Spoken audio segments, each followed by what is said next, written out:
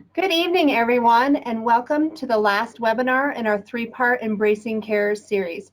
This series is brought to you by CanDo MS and EMD Serono. Tonight's webinar will focus on what burnout looks like for the support partner. My name is Holly Theraldson, Programs Manager for CanDo MS, and I will be your moderator this evening. Embracing Cares is an initiative led by EMD Serono in collaboration with leading caregiver organizations around the world to increase awareness and action about the often overlooked needs of caregivers. This series includes 3 webinars, 2 podcasts, and 3 online support groups specifically for support partners. You can find information about our upcoming webinars and podcasts on our website at candoms.org/EC. Our speakers this evening are Roz Kalb and Matt Sacco. Roz is a clinical psychologist who has specialized in MS care, support, and education for over 30 years. Roz was with the National MS Society from 2000 to 2016. She is currently working with the Society as a consultant, and she is also a senior programs consultant on the CanDo MS team. Welcome, Roz. Thanks, Holly. Matt Sacco is a health psychologist in a large multidisciplinary MS treatment and research center at the Cleveland Clinic. He has been working predominantly with individuals diagnosed with MS over the last 5 years. And now, welcome, Matt. Thank you. And now I will turn the program over to you, Roz. As we talked about, support partners for people with MS and every other chronic illness, I guess, wear many, many different hats. They take on a lot of roles over time: work, household, management things, doing a lot of the cooking. They carry on with their full-time jobs. They sometimes have some nursing roles. They're generally supposed to be magicians and angelic all at the same time. That is a lot of hats to wear. And when Matt and I are talking tonight, we will continue to use the term support partner as in general, as we always do at CanDo. But we're also going to refer to caregiving activities, and we talk about caregivers when a support partner takes on a lot of hands-on care. So many of you tonight will be support partners who are also in that hands-on caregiving role. So Matt, you want to tell us what our goals are for tonight? Keep us on track? I'd be happy to. Great, there we go. So as we were building this this webinar, we had thought about what would probably be some of the more important goals that we established to move forward, so folks can have an idea of what the point of all of this is from the outset. So what we would really hope to accomplish by the end of this is to ensure that you're familiar with the risk factors for burnout.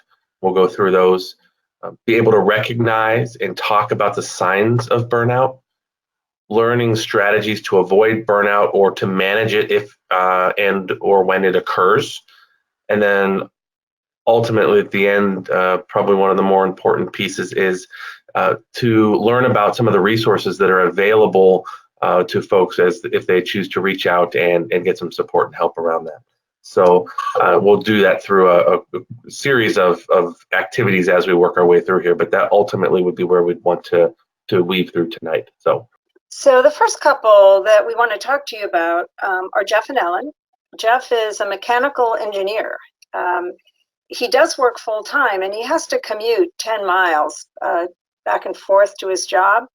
And in addition to doing that, he's now providing hands-on care for Ellen, his beloved wife of 35 years. And he has to do that hands-on caregiving both in the morning when they get up and then at nighttime before they go to bed.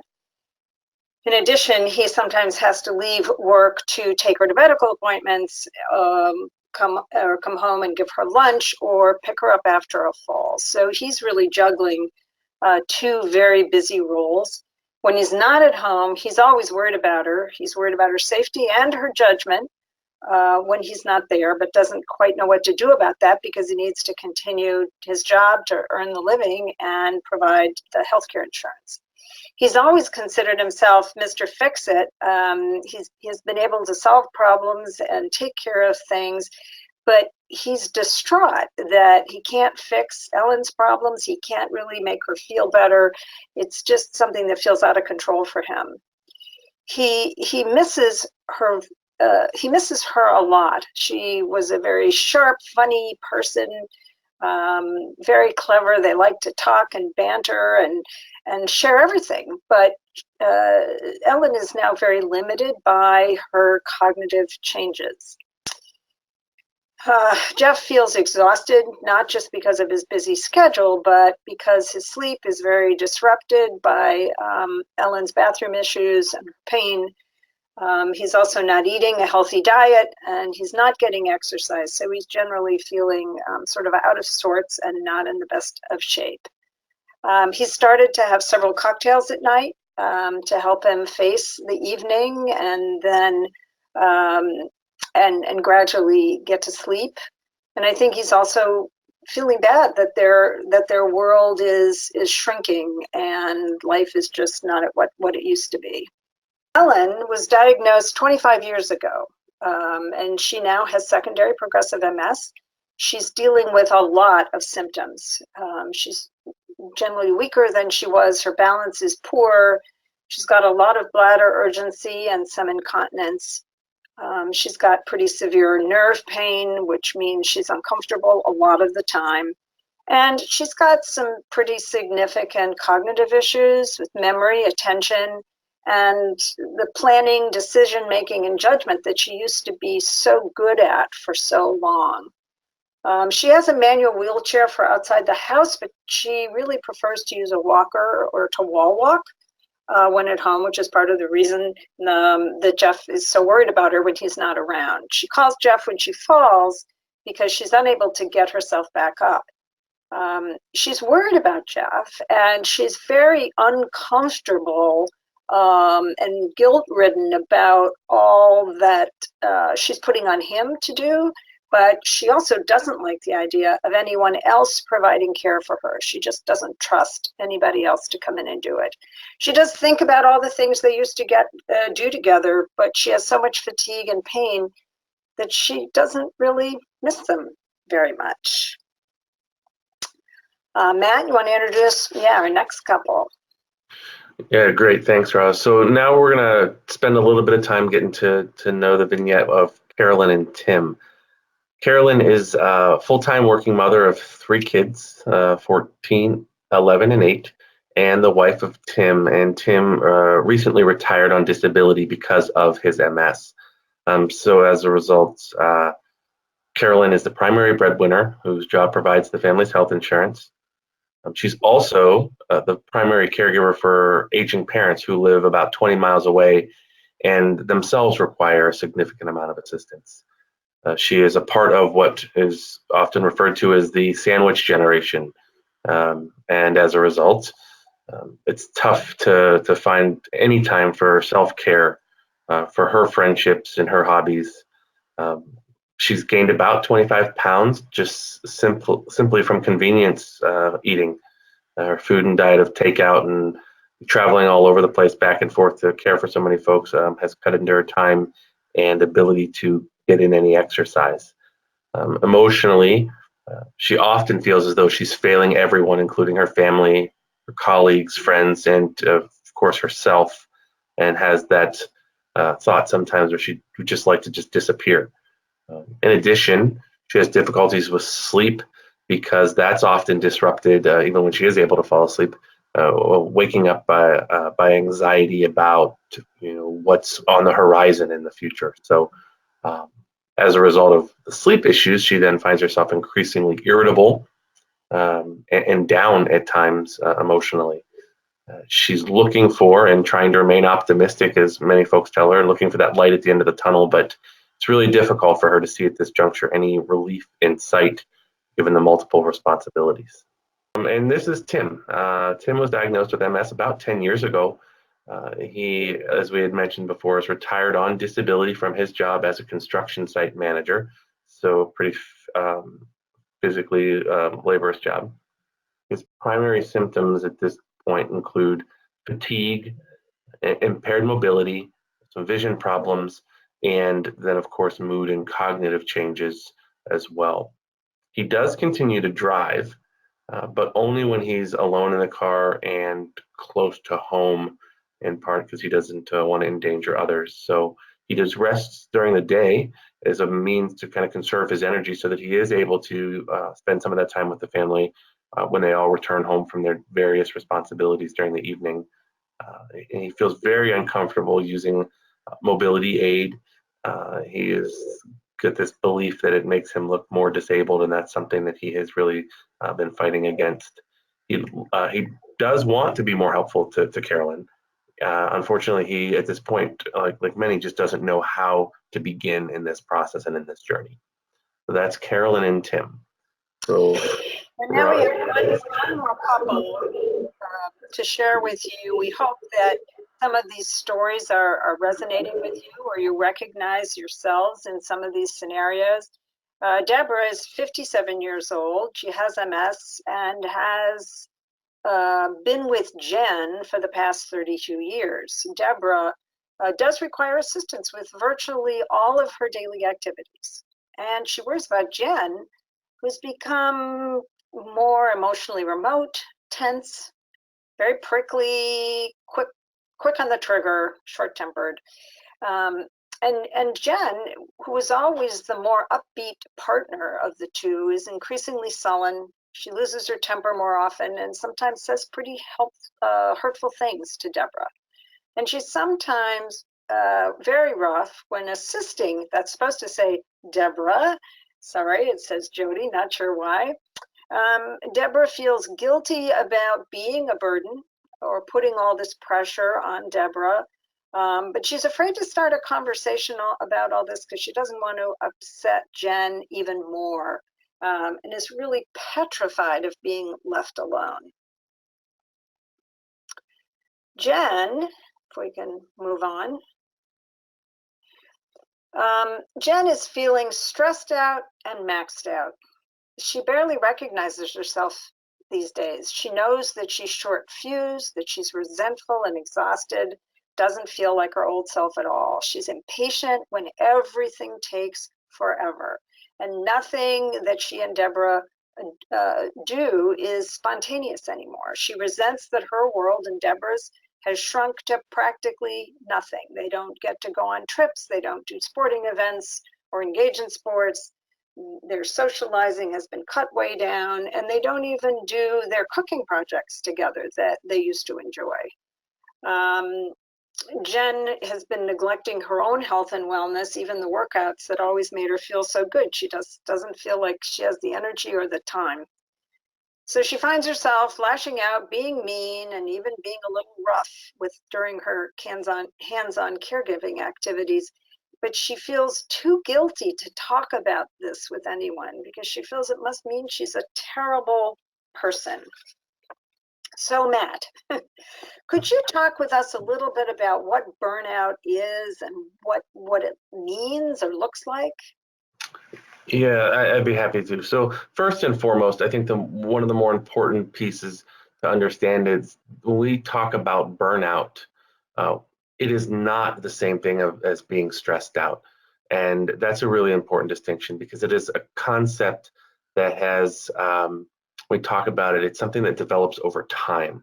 So if you have a particularly tough week or you've got a lot piled on your plate for a period of time, that doesn't mean that you're at risk for burnout. So in fact, it's often characterized by some more complex terms like disengagement, where you just kind of withdraw from things, in addition to having really blunted or seemingly non-existent emotions at times.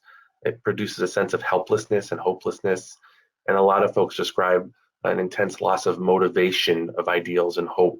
It's a very emotional consequence. And in the working world of things, often we would see, and I put work in quotes because that can mean a lot of things. You see productivity deteriorate and decrease. So that's kind of the first piece of this. It's important. So then how would you assess risk with somebody who is talking to you about this? Yeah, so I think as you can kind of see here on the slide, one of the ways that I would go about doing this would be to ask someone to really go through a list of questions like this and ask themselves these questions. Do you feel like over a period of time uh, that every day is a bad day? That you don't really feel happy, you don't feel sad, you just kind of are going through the motions? Um, caring about this idea of work and home life just seems like a complete and total waste of energy. You're exhausted. Um, you see these tasks that you have to spend your day doing as mind-numbingly dull or overwhelming. There's not a lot of engagement in the work that's being done, and you find it very difficult to identify anything that you feel could make a difference or that you feel appreciated. And not appreciated like, oh, I got a pat on the back, but just that your work is appreciated as meaningful. And a real key component to that often comes up when you feel like you're in a position that has a ton of responsibility. You're responsible for the world, and yet it seems like you have very little control. Those pieces are essential. So it's interesting, Matt, because everything you're describing could very much apply to the couples we've talked about and the feelings that they're experiencing or lack of feelings. But it's pretty clear this doesn't just apply to caregiving. So where did the concept come from? Yeah. So originally, the original research and understanding of burnout came from identifying risk factors and contributing factors as it relates to kind of like the work world or paid work, so to speak. And that's where this all started in large part because it was just really easy to measure in a working population. You had people going to work, you had them getting a paycheck, and you could look at those things. So we're able to look at factors that were identified as kind of coming into play that might put a particular person at risk for becoming or experiencing burnout. And these are just contributing risk factors. It doesn't mean that, if you have these, you're automatically going to be burned out. But these are the types of things that people describe that lead to then reporting burnout. And this is similar to what you had already said before, Ross, the front end of the talk tonight, which was the first one right there, which is the lifestyle factor of just wearing too many hats. Who decides what's too many hats? I don't know. Most people know it when they feel it, right? A lot of not enough time for self-care. And I'm sure as we're going through this, many folks are nodding their heads and saying yes, yes, yes, but being expected to be too many things to too many people, taking on more responsibilities, not a lot of help from others, not enough sleep. These are all like behavioral ideas that people could actually do something differently with. Lack of close supportive relationships. So those are more of the lifestyle or behavioral components. But they also identified some personality characteristics. So folks who have a tendency to lean more towards being perfectionistic, and it has to be done the right way. They just need to be in control and having difficulty delegating to others, which at work it's one thing, but when it comes to your loved one, it can be an entirely different set of circumstances. So I recognize that these things have a lot of applicability here. High achieving type A personality, that kind of goes with that perfectionistic. And then we look at support partner activities, just feeling like you have little or no control. There's that lack of recognition, high expectations for yourself and others, and inherently this feeling like you just, no matter what you do, you just can't fix it. And for people who like to problem solve, who like to, let's just get down to the brass tacks of it and get it done with. Tell me how to do it and I'll fix it. That can be really difficult. And then there's some physical and emotional fatigue and the sense of feeling like on edge and on call all the time. So those are some other factors. And Matt, you and I have heard those things a lot from support partners that can't do programs, that people have described themselves as feeling as though they have an on-call button attached to their shoulder, that they're just on call all the time. And we've also had support partners share that frustration that no matter what they do, they can't fix the inherent problems of MS. So So what are some warning signs that people can look for in themselves or look for in their support partners slash caregivers?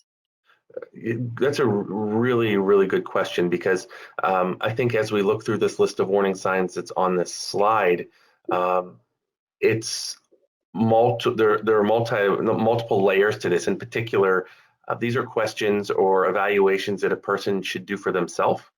You're going through this, and if you're noticing you're feeling tired and drained, again, these things are cumulative, so they kind of add up, and the more you get, the more weight, the more likely you are to experience burnout. But also, when you're looking at your partner, you know, that piece of things, and kind of applying that externally, and there are some judgments to that, but you kind of get a sense of, is my partner, is my loved one feeling tired and drained? Physically, you know, we know that it lowers immunity and people start to feel get sick more often. The frequent aches and pains and change in appetite or sleep habits, those are some of the more observable things. But emotionally, you know, feeling like a failure and a lot of self-doubt, feeling trapped, loss of motivation. That's one that can be can have a real downstream or a trickle down effect, because if you're just not motivated to do it, it's hard to imagine trying to make some of the changes. Feeling really, that's that feeling really defeated, and you start to get into that cynical and negative kind of outlook. And if you're able to start to pick up and see some of this in yourself, obviously it's a little bit easier to, you don't have to say it out loud, but do the honest evaluation of yourself. It's a lot harder to suggest that your loved one or your partner could be experiencing this stuff, and that's why it's really important to have those discussions. A lot of withdrawal occurs, you know, just, you know, when you're not on, or when you have that moment, just isolating, you know, trying to reduce the stimuli in your environment, putting things off, procrastinating. While many people do that, it's important to understand that this is in combination with these other things. So procrastination in and of itself does not mean you're burned out. So good. So I want to be clear with that. We also see a lot of folks who will rely on external coping mechanisms. And when I say external coping mechanisms, things like things from your environment that help you soothe, like food, drugs, or alcohol. You know, a lot of times people say, well, I don't drink and I don't do drugs, but understanding the role that food might play as a coping mechanism is important as well. And then, you know, coming in work, skipping work, coming in late, leaving early, all those kinds of things add up. And that's the important part of this to understand. It's additive, it's cumulative, that these are just starting to look at these things as a whole, and they get heavier and heavier. So you and I at Can Do programs talk to people a lot about depression. Mm-hmm. So how do you distinguish? Because a lot of the things you've just mentioned, you might also see in somebody is depressed. So if they come to you to talk about this, how would you determine which was what? Yeah, so I think that's, again, a really great question, because first and foremost, at a core, burnout was originally examined within the realm of work. So those are the pieces when we start talking about depersonalization, emotional exhaustion, and this lack of accomplishment. That's kind of the cluster of things that went together for people to be kind of looked at as maybe potentially being burned out or feeling burned out. The real key element to this, though, is that if you change the work, if you adjust the work, you can reduce the burnout directly. So it's a pretty quick and easy way to understand that if there's elements of the job that I'm doing that are leading to me this, if we reduce those or eliminate those problems, then my burnout should reduce, and that's true. So if we talk about our vignettes later, and we give them some suggestions for tweaking their situations, then the burnout would get better, is what you're saying. That's absolutely correct. That would differentiate it. Depression, on the other hand, is probably, I think it's fair to say, more complicated, because obviously we described a lot of overlapping symptoms with burnout, but depression has a tendency to be much more pervasive. And what I mean by pervasive is it has a way to kind of infiltrate or work its way into every aspect of life, not just work. So if you change your work, your depressive symptoms don't go away. And like if it's like, wow, I'm overwhelmed at work, and if I change that and I'm not, I get a better schedule or whatever it is, if you're still feeling really down, if you're still feeling those symptoms of depression, then it's likely that that is much more about the emotional aspect of depression rather than work. And then as a result, likely to need more than just some simple change in schedule or work function, that in fact it needs a more complex and comprehensive treatment like therapy or medication or combination. So it's a much more deliberate approach to treatment rather than just changing something from work. So that means that for a support partner, one could potentially be experiencing burnout related to the caregiving role and the way that that's working, but could also have a depression that needed treatment. That's absolutely correct. And in fact, it's probably pretty likely at that point when you start talking about the closeness that comes with providing care for someone that you're so close to. That I think that would suggest a greater need to be in tune with that, to pay attention to it than you might just with work, because you can come home from work and recharge your batteries if it's a problem at work. But if the challenges are coming from that caregiving role, where do you go to recharge your batteries? So that would be. Speaking of recharging batteries, what can people do? Well, here's a start. I mean, and that's what I'd be honest. I think this is just the beginning. This is a start, and one of the more difficult hurdles that whether we're talking about burnout or whether we're talking about coping with living with MS or anything else, that the first and foremost, one of the more difficult hurdles is just asking for and receiving help. In this case, going and saying, hey, listen, I think I need to go talk to somebody so that they can help. Someone who knows what they're talking about here can help me figure out, am I feeling like I have some depression? Can you help me with that? I don't know, and maybe, if we're talking about just more basic things that might make things a little easier, asking about some practical help around the house. I mean, sure, in what you've done, Roz, I'm sure that people have all sorts of ideas of what kinds of things might be helpful around the house to make caregiving a little easier. But like you were saying before, if somebody consults with a mental health professional like you or me, and we're helping them look at their caregiving activities and the way things are structured at home, and we make some practical suggestions on how to alleviate some of that and make things better.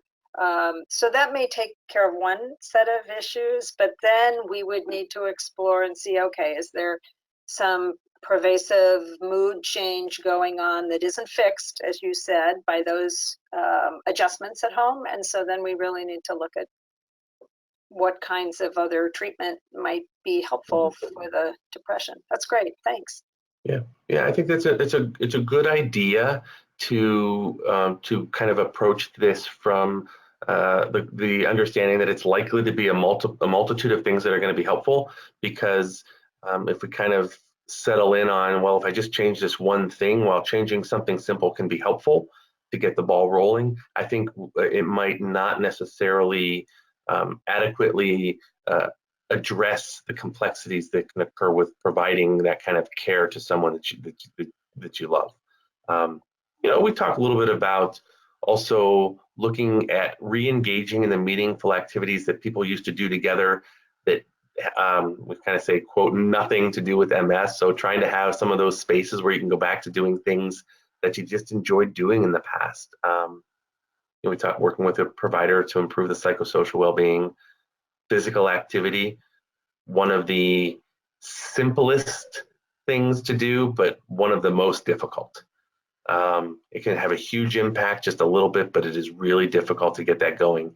And oftentimes, and you can speak to this as well, Roz, but you hear people all the time say things like, well, I didn't want to do it, but once I started, I did that 15 minutes, I felt better. It's not a cure-all, but it also, yeah, and then improving communication within the relationship. Going back to that asking for and receiving help, communication with people in your support system, including your providers and all of that is really, really necessary in order to make some headway at something that can be so complex and difficult considering the relationships. Some points as we've gone through all this to remember. I think that it's important. I think it's important that when we look at all the vignettes, we look at some key takeaways here, and with all of them, there's this theme that comes up with don't try to go it alone. And sometimes when as we saw in these vignettes and hear from folks all the time, it can be difficult to just think about how it is that you could actually even bring somebody else on board that wouldn't do anything other than cause more hassle, right? It's just, that's where I hear that all the time. And yeah, but then I'd have to, teach them this, do that, whatever. It just sometimes can feel like more of a hassle. And as you'd said before, Roz, as well, but communicating openly and honestly, I think it's very important, but it also, I would say, is one of the more difficult pieces as well. I don't know, what are your thoughts in terms of when you're working with folks about that communication piece and how far that can go? Well, I think it's critically important. And I think when people are frightened to start a conversation or they don't know how to initiate it, that's where folks like you and me can be very helpful. We can give people tools to jumpstart a conversation. We can provide a kind of safe environment where each person feels supported while they share some of these difficult feelings. I think the bottom line is that holding the feelings in doesn't help anybody, and so get whatever help you need to get those feelings out so that you can do something with them. Yeah, I'm very fond of telling folks that the therapist office is the place where you get to take the lid off and let those feelings spill all over the place and not have to worry about cleaning it up before you go home. So having a place that is safe to do that and talk about it and go through that is important. And part of that communication is, we circle back to this a little bit, is we talk about the ability and the willingness to ask for help, and we can see here that includes a lot of people, and maybe maybe there's some fear there as well, to ask family or friends for help, professionals, whether it's mental health professionals, psychologists, whether it's rehab professionals, letting you hear a lot where people say they need some help or support at home, but I don't want to let somebody in my house. And it's little steps like that where, accepting that and asking for that help can make a big difference. And we'll see here in a little bit that there are a variety of community resources that might be helpful along the way as well. And again, back to the role that we often play in these things, but learning to deal with stressors as effectively as you can along the way and avoiding that pitfall of letting them build up. You don't blow through the stop signs when you start to see the warning signs and just keep going, because then it does get harder to deal with them as they become bigger and bigger and bigger, because you've been putting them off just, because other priorities seemingly have come up. And taking care of yourself, the big theme here is taking care of yourself, and recognizing that while burnout may be this far end of the spectrum where things just seem really, really overwhelming and like you can't turn back, in fact, it can be. It absolutely can be reversed. It absolutely can be improved upon, and I think that is should give some folks some hope. But it takes effort, and it takes doing these things in order to begin to reverse that process, slowly but surely. One thought I just had, Matt, was this is the third in a series, and some of you may have been on all three of these, some of you not. But at some point, it would be a good opportunity to go back to the recorded webinars and watch them again with this idea of burnout in mind. Just as we looked at the different scenarios in each of the webinars, some of it might resonate a little differently with you now, as we've talked about the burnout warning signs. So just a suggestion. That's a really good point. Here are some recommended resources. Any of you who've heard me talk on any webinars in the past have heard me talk about MS Navigator services. I really just want to emphasize that anybody can call the society, whether you're a person living with MS, a support partner, a family member. You are all considered society constituents and valued people, and they would be happy to provide support, information, referrals to local resources, and just help you in whatever your situation is. So don't hesitate to reach out to them. And of course, Matt and I think all of the Can-Do resources are fantastic. So we want you to continue to come to webinars and to look at the all of the online materials that will help you deal with some of these caregiver issues. The Caregiver Action Network has a lot to offer people who are dealing with complex care challenges. That's not just MS, that's any caregivers. And Matt, you had mentioned United Way. Yes. What's your experience with what they offer? So the United Way is very similar in some regards to how something like the MS Navigator would work, although it's not MS specific. So if someone were to dial 211 from their area, it would connect to a community resource specialist where they live that would have access to a whole lot of resources and organizations that are more local or regional right there, and from kind of in-home help to financial support service to whatever might be available where they live. It's a really cool resource, and it's available 24 hours a day, 7 days a week, as is the National Suicide Prevention Lifeline. So 24 hours a day, 7 days a week, really easy number to remember, and a good one to always have in your pocket, whether you need it yourself or whether you ever feel that someone that you know is just in a tough spot and you're not really sure what to do. It's always a really good number to have in the back of your mind in case you need it for something like that. Thanks, Matt. And as I anticipated, it was a lot of fun to do this with you. So thanks. I enjoyed it. Thank you. Great. Thank you so much, Roz and Matt, for all this valuable information and great recommendations to help support partners. Now we'll open it up for questions and answers.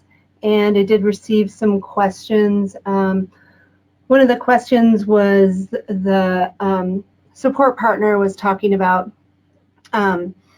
feeling when they're feeling burned out, and like also the person with MS is feeling depressed, but their intimacy between the two of them has been difficult. You know, you were before talking about relighting the fire, but that was brought up by a couple of participants wondering what is the best way to go about that. You want to go first, Matt, or you want me to? You can go ahead on this one. I'm processing the question. So I just want to remind people that intimacy starts with communication, right? So one of the things I think we see a lot in our field is that when people find it hard to talk to each other or bring up difficult feelings, they're shying away from tough topics like what's going to happen in the future. What they're actually doing is closing themselves off from one another. And it's not surprising when that occurs that then the other forms of intimacy in their life, including sexual intimacy or just touching or cuddling or holding, diminishes because they feel separated. So it's not that it's a simple fix. to reignite physical intimacy and sexual intimacy. But I just want to remind people that it starts with talking. And then if there are lots of other challenges getting in the way, you can reach out beyond the mental health team. I mean, they can help you with the communication and the sharing of the feelings. But then if intimacy has just gotten more complicated for lots of other reasons, don't forget that the neurologist and the nurses and the rehabilitation professionals have great expertise, believe it or not, and can help you manage some of the other factors that may be complicating your intimacy. You just need to advocate for yourself and ask. Yeah, I agree. And I think that one of the biggest, I think, barriers or issues that comes up is that as it relates to intimacy in particular, you can't necessarily expect to take the exact same approach that you did before MS got in the picture. I think that's being willing to adapt and recognizing, especially depending on the level of care that is being provided, if that is being provided by a loved one, that things are different, and that there's that communication piece of things can go a really long way to helping to kind of get over some of those things that have changed and how to address those more appropriately versus just, well, wait, in the past we just used to, it was no problem, or it was no big deal. And I think that does a disservice to kind of how complex things can be for many folks. I think we mentioned at some point with one of the scenarios that a support partner was lamenting that there was no spontaneity anymore and that things were much more difficult and challenging. And I think physical intimacy is a prime example of that spontaneity that you see in the ads in the movies. It isn't actually true for 99% of the world, but it certainly isn't so true when you're dealing with physical symptoms and fatigue and all of these other feelings that we're talking tonight. So being willing to do things differently, to try different things, to see what feels good and what doesn't, those are all ways of bridging the gap between you and reconnecting so that you can feel more intimate. I agree. Great, thank you. Another question that came up was, this is from a person with MS, speaking about how they recognize in their partner the signs, and they're seeing these signs, but they're concerned about how to start the conversation, and they know that they're feeling burnt out, but they want to approach it from a compassionate point. So how could we start that conversation? That's a really good question. And I think, not to kind of go right back to one of the themes that we've already been talking about, but those effective communication skills. And I think expressing, expressing to the person the concern that they have as a start, like, I'm worried, I'm worried about you, I'm worried about, I think those little things to express that connection could go a long way. And ultimately, if they feel that it's maybe they're not so confident in their own skills or abilities to do that safely, that would be one that absolutely would be a home run to sit down with a therapist, a mental health worker, and have that conversation in an environment that is maybe a little bit more neutral for both parties. So communication is key, and expressing that concern is ultimately a big piece of that. So I'm not sure, what are your thoughts on that, Russ? Well, I totally agree. And I was just going to remind people that we have some great recorded webinars on communication. And we talk about how important it is to listen as well as talk. And that it's important how you bring up a subject, right? If you start a conversation by being accusatory, you're so irritable all the time, or you're really rough when you are handling me, or I just don't get what's wrong with you. Those put people on the defensive. And so it's more about starting a conversation the way Matt said. I'm concerned. You seem in a pretty unhappy place. Is there something we can do, and that I can do, to help you feel better? That is more likely to get somebody engaged in conversation and not feeling so defensive. Very good. And then the kind of the other side of this is the person with, let's see, the support partner is starting to recognize some of the signs in themselves. And so they're seeing that they need help, and they're just not exactly sure how to make that first step. What would you recommend there? Well, I know what I'd recommend. It's called the 1-800 number at the National MS Society and say to an MS navigator, I really need some help. I'm kind of maxed out. I'm not sure what's going on, but I really need to figure it out because this is not a comfortable place to be. Yeah, I think that while getting over that hurdle of making that phone call, it can be very challenging. I would probably argue in this case, the person has done the real hard initial work, which is identifying those things and being honest in that self-evaluation that says, you know what, this is beyond what I can do on my own and I need help. That is a huge, huge first step that can be really helpful. And then obviously the phone call is the action piece of it. But to own that and recognize that is really awesome to hear. Right. Great. And I think we do have time for another question. This is from a support partner, and they recognize these feelings in themselves once again, but they're concerned about upsetting the person with MS by bringing up their feelings of burnout and their feelings, their negative feelings. Yeah, and that's a tough spot. I think that again, the effective communication is kind of at the core of this again. Seeking out help for oneself. That shouldn't be necessarily a barrier within that relationship. But having that open conversation, similar to how Roz kind of approached it before, which is what we often refer to as the I statements. I'm feeling a certain way about it, so as to kind of open that conversation, because ultimately the oxygen mask example applies again. Because if you're struggling to provide care for yourself and deal with these emotional issues, it's going to project forward in the relationship and the ability to be effective together. So it's simple. It's easy to say. I get it. It's not always easy to do, but those conversations really should start with the recognition of how the person feels. That's how I would do it.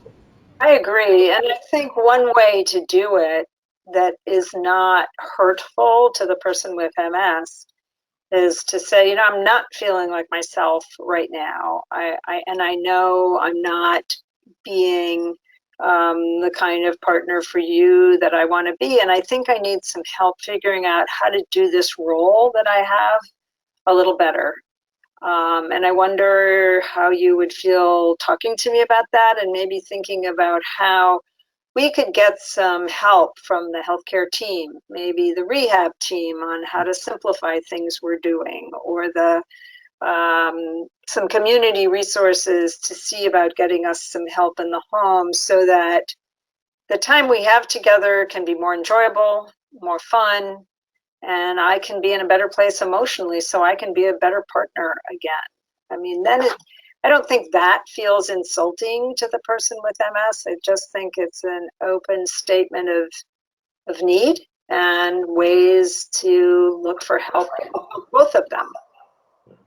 And ultimately, I would say if someone's feeling that concerned about starting that conversation on a one-on-one kind of setting like that, I recognize that if that's a challenge, that getting in to see a therapist together may also be a bit difficult to convince someone of. But that might be something to even broach that conversation with the medical team, saying, hey, listen, I'm struggling these ways, I need some help in one of those neurology appointments or nurse appointments. to kind of open the door there where people may have more likely contact. So that's a great idea. Yeah. Great idea. I just had another question come in now, and I think this is an important one as well. The person with MS was having difficulty getting their partner to agree to seek help. And I know it's a very similar question, but it's also, I think, very important to address how they can help get their partner to seek help. It's a pretty common question. We hear that a lot, don't we, Matt? How do I make him or her go to therapy? How do I make them do it? Yes. Yes. Well, I'll say what my strategy was for many years when this came up. I think that you ask, you invite, and if it doesn't work, you say, well, you know what, I'm going to start going myself, and I'm going to see what I can learn for both of us. And sometimes the partner ends up joining in because they don't want to be left out. They hear some reasonable suggestions that aren't threatening or aren't too scary, and so they say, okay, well, this doesn't sound so bad. Maybe I'll go. There's no way you can force somebody to do this, but sometimes you can lead the way gently. I agree completely. I think that trying to convince someone or talk them into it only goes so far. You can't make them, you can't threaten them, hold it over their head or anything like that if it's going to be effective. And yet it also doesn't need to be a barrier for the individual who wants the help and the therapy to go. And it doesn't have to be spiteful in any way. I'm going to go because I think it's important to me, and leave it at that. Right. Perfect. Great. Thank you so much. Thanks again, Matt and Roz. And are there any closing comments that you'd like to, anything else that you'd like to add? I just would say, thank everybody who was here and, kind of following along with this. And hopefully you find little parts or pieces here, one little thing, one little nugget of information that you find helpful, and run with it, because this is important. And I was really happy to be a part of it. So thank you all. I was happy as well. I can't add anything to that wonderful message. But I'm glad we covered this topic. I think it's long overdue, and I hope it was helpful for all of you who participated. Thanks, Matt. Thank you, Roz. And thank you, Holly.